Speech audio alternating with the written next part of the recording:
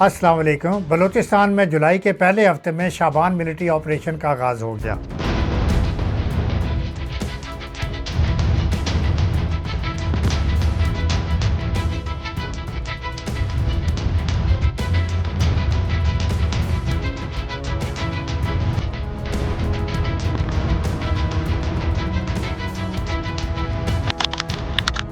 ज़ियारत के वाक़े के बाद शब इस मिलिट्री ऑपरेशन में शिद्दत आ गई है। ये मिलिट्री ऑपरेशन से मैं ये बात करना चाह रहा हूँ कि हम तारीख़ क्या कहती है इस बारे में।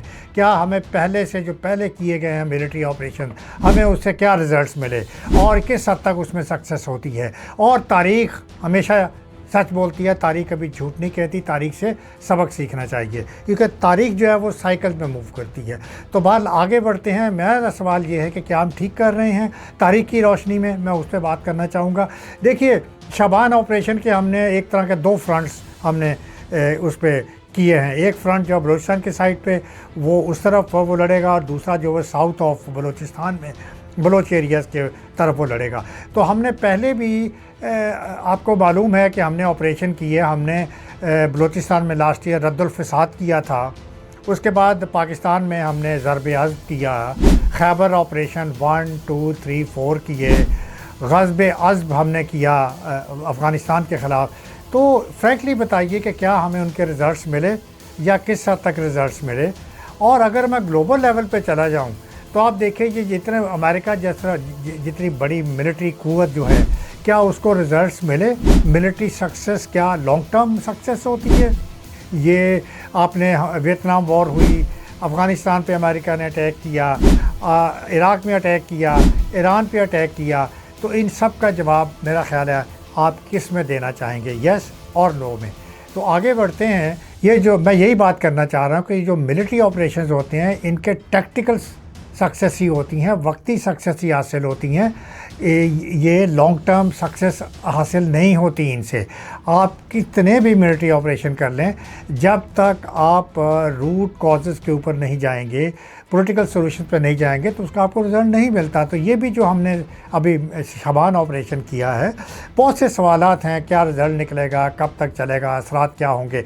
देखिए, मैं कह रहा हूँ कि टैक्टिकल सक्सेस ये वक्ती तौर पे सक्सेस हासिल हो सकती है, लेकिन लॉन्ग टर्म सक्सेस बलूचिस्तान में भी जिस तरह बाकी जगहों पे नहीं हुई, बलूचिस्तान में तो ख़ास तौर पे बहुत ज़्यादा प्रॉब्लम है। और ये कि ये लॉन्ग टर्म सक्सेस क्यों अचीव नहीं होगी शाबान ऑपरेशन की, कि नंबर 1 कि जो आपके मिलिटेंट्स हैं वो बड़ी आसानी से डिसअपीयर हो जाते हैं। माउंटेनस इलाका है, ये जोग्राफ़ी ऐसी है, ये टेरेन ऐसी है, यहाँ के जो 80% एरिया जो वो माउंटेन्स है, 8 से 16,000 फीट की हाइट के माउंटेन्स हैं। और यहाँ पे हाइट करना, यहाँ पे छुपना कोई मसला ही नहीं है। तो इसलिए यहाँ पे अटैक करना, मिलिट्री कारवां पे ऊपर अटैक करना, मिलिट्री के ऊपर हिट एंड रन करना, मिलिट्री के ऊपर गुरिल्ला ऑपरेशंस करना, तो ये तमाम जो चीज़ें हैं ये उनके लिए तो बहुत आसान है। दूसरी बात ये है कि फिर इन मिलिटेंट्स के पास ऑप्शन मौजूद हैं। आप उन पर सख्ती से वो करोगे, उनके हाइड आउट्स को टारगेट करोगे, वो बियॉन्ड द बॉर्डर चले जाएंगे, क्योंकि हमारे बॉर्डर पोरस हैं। ईरान का बॉर्डर भी पोरस है, अफ़गानिस्तान का बॉर्डर भी पोरस है। टीटीपी को अफ़गानिस्तान की तरफ से हेल्प मिलती है और बीएलए को इंडिया की तरफ से हेल्प मिलती है। तो ये जो बियॉन्ड द बॉर्डर्स वहाँ पे चले जाएंगे, वहाँ पे जाके वक्ती तौर के ऊपर पनाह ले लेंगे, लेकिन दे विल रीअपीयर। तो दूसरी तो वजह ये है। तीसरी वजह यह है कि बलूचिस्तान का रोड नेटवर्क अच्छा नहीं है।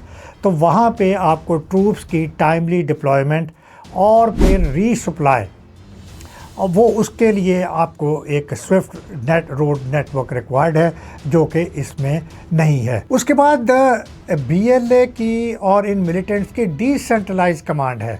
एक अगर आप लीडर उनके मार देते हैं, उनका नेक्स्ट लीडर जो है वो सामने आ जाता है।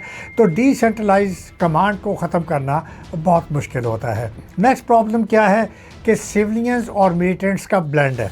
आप आइडेंटिफाई नहीं कर सकते कौन मिलिटेंट है कौन सिविलियन है। तो जब आप एक मिलिट्री ऑपरेशन करोगे, उसका रिज़ल्ट क्या निकलोगे कि सिविलियंस की भी कैजुअल्टीज़ होंगी, जिसको कोलेटरल डैमेज कहते हैं, और मिलिटेंट्स को भी नुकसान होगा। तो फिर सिविलियंस का रिएक्शन क्या होगा वो आप समझ सकते हैं।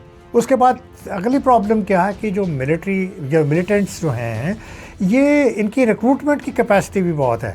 یہ اگر دیکھیے کل بھی ہوتا، حالانکہ ان کی تعداد کوئی زیادہ نہیں ہے، یہ ٹی ٹی پی اور بی ایل اے دونوں کے بارے میں 4 سے 6 ہزار ایچ ان کو ملیٹنٹس کو کہا جاتا ہے، تو they can easily recruit the new once اور ان کو ٹرین دے کے یہ دوبارہ سے وہ آپ کے لیے درد سر بن سکتے ہیں۔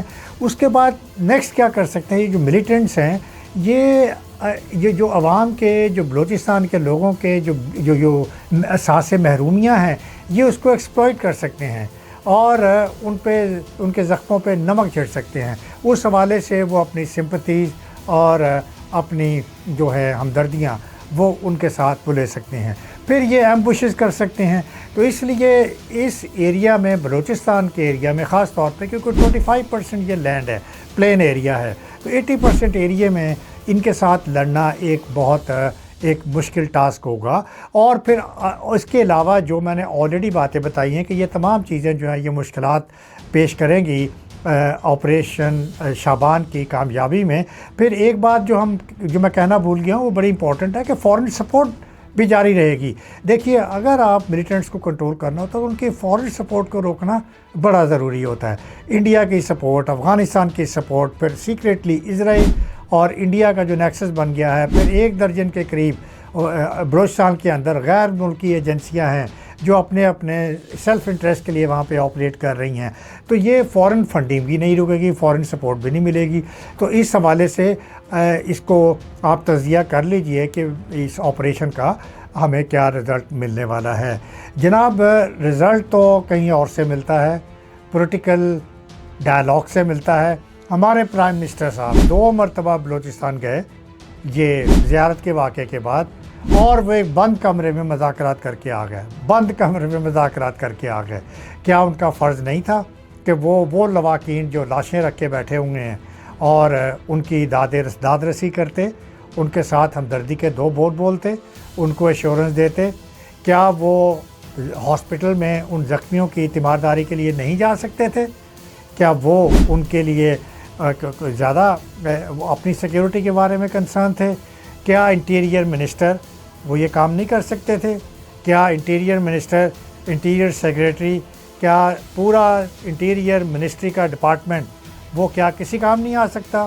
کیا وہ جا کے انٹیریئر منسٹر یا انٹیریئر سیکریٹری کیا بلوچستان میں جا کے ڈیرے نہیں ڈال سکتے؟ وہ وہاں پہ ان پرابلم کو سالو نہیں کر سکتے؟ تو یہ پرائم منسٹرز کے وزٹ اور اس طرح کے جو اسلام آباد سے جو کچھ کارروائیاں کرتے ہیں، یہ صرف سمبولک جیسچرز ہیں، ان کا کوئی رزلٹ نہیں نکلتا۔ جب آپ لوگوں سے نہیں ملے، جب آپ نے عام لوگوں کی بات نہیں سنی، آپ نے ٹرائبس کی بات نہیں سنی، آپ ان لوگوں میں نہیں گئے، تو اس طرح سے رزلٹس نہیں نکلنے لگے۔ میں ابھی شاہد خاقان عباسی صاحب کو سن رہا تھا جو پاکستان کے فارمر پرائم منسٹر تھے، اور انہوں نے 2015 میں وہ کوئٹہ میں ان کو بھیجا گیا تھا نواز شریف کے دور میں، اور وہاں پہ اختر مینگل صاحب نے گورنمنٹ کو وارننگ دی تھی کہ ہمارے مسئلے کو درست کر دیں ورنہ اس سے پہلے کہ بہت دیر ہو جائے۔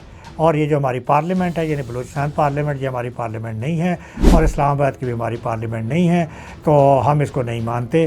تو شاہد خاقان عباسی کہہ رہے تھے کہ یہ لڑکیاں کیوں خودکش بمبار بن رہی ہیں۔ وہ ایک ماں ایم فل لڑکی کی بات کر رہے تھے کہ وہ شادی شدہ تھی، بچے تھے، ایم فل تھی، اور اس کے باوجود وہ خودکش بمبار بن گئی۔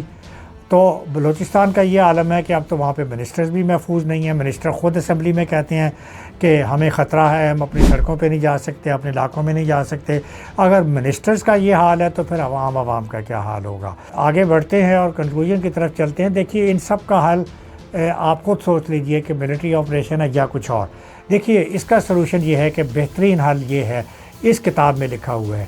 یہ کتاب ہے بلوچستان، اس میں دا وکٹم آف گریوینسز، یعنی کہ محرومیوں کے وکٹم کون ہیں، تو محرومیاں ان کی کون کون سی محرومیاں ہیں اس کتاب میں لکھا گیا ہے۔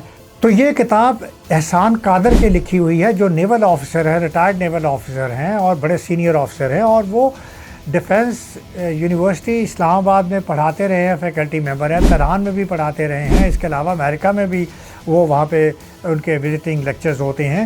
تو انہوں نے یہ کتاب میں یہی لکھا ہے کہ یہ گریوینسز کو تو ذرا اسٹڈی کریں۔ انہوں نے ڈاکٹریٹ ان بلوچستان بھی کی ہوئی ہے، تو یہ بندہ آپ کے ہمارا آرمی کا نیوی کا بندہ کا آفیسر خود کہہ رہا ہے کہ گریوینسز کو سالو کیے بغیر مسئلے کا حل تلاش نہیں کیا جا سکتا. تو اس لیے میں یہ کہنا چاہ رہا ہوں کہ ہمیں گو کہ میں کہتا ہوں اور کہتا آیا ہوں اور ساری دنیا کہتی آئی ہے کہ پولیٹیکل سلوشن ہی اس کا حل ہے اور گریوینسز اور احساس محرومیوں کو دور کرنا ہی اس کا حق ہے. سب یہی کہتے آئے ہیں کہ بندوق نہیں بات کریں، بندوق کو دور پھینک دیں. سب یہی کہتے ہیں کہ ہسٹری نہیں رکتی، ہسٹری اپنے آپ کو رپیٹ کرتے ہیں، لیکن ہم لیسن نہیں سیکھ رہے. تو میں اس حوالے سے مزید کچھ نہیں کہنا چاہوں گا. آپ سوچئے گا اور اپنے کامنٹس میں شیئر کیجئے گا آپ کیا کہنا چاہتے ہیں. مجھے اجازت دیجیے، اپنا خیال رکھیے گا. اللہ حافظ.